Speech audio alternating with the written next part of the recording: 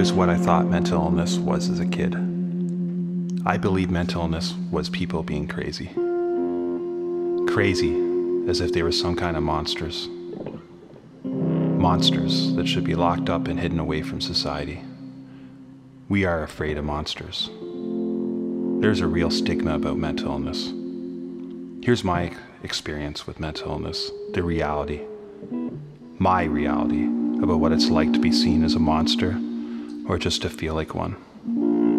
We are not monsters. We are people, regular people. We're your neighbors, your family, your best friends, you yourself looking in a mirror.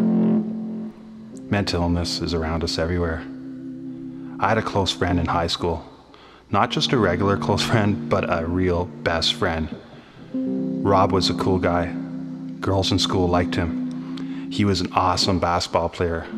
This guy could play. He would get on the court and just fly, just like my idol. We would go out to parties and bars and we would get into trouble. We would always walk around laughing about it after and just laugh and smile about all the things that we got into. We were young with no troubles and a bright future to look forward to. But I remember things started changing with Rob.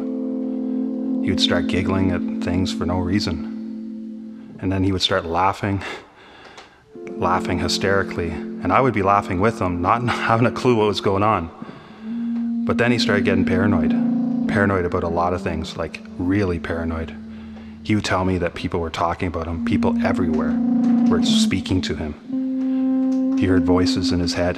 They were telling him to do different things. I didn't have the right tools to deal with him at that time, like I should have. In the end, it didn't go well for Rob. I didn't know that there was support out there for him and support for his family and his friends. That was my first experience with mental illness, but not my last. 2 years later, I remember being down, being really down. It didn't matter what anybody around me said to me to make me feel better.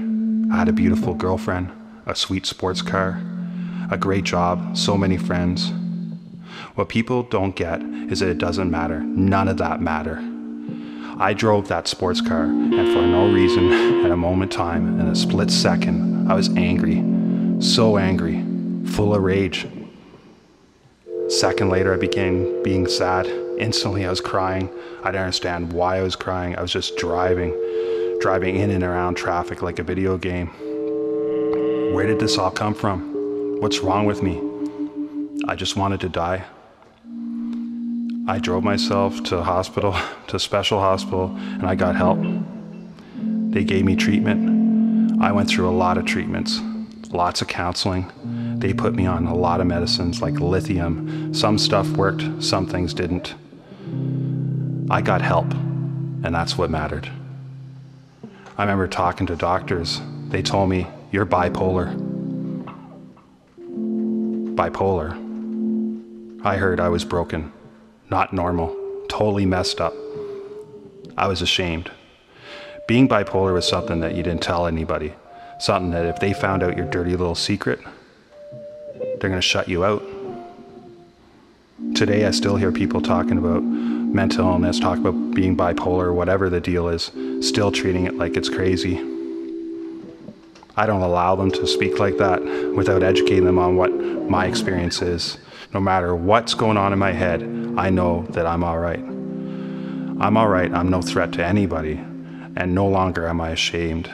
I will let everyone know who I am. Whether or not I'm depressed or my feelings are going up and down, I see signs now.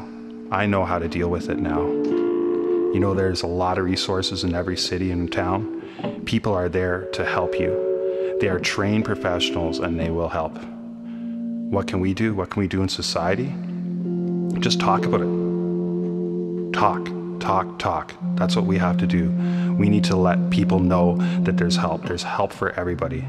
It's not rocket science. You know, the big secret is just be kind. Be kind to everyone. Kindness is so important. You might see somebody on an elevator or walking down the street. A simple smile, a kind gesture, a genuine, "Hey, how are you doing?" might make a huge difference to that person. And maybe, just maybe, that's enough to help them make it through another day. Why? Because you were kind.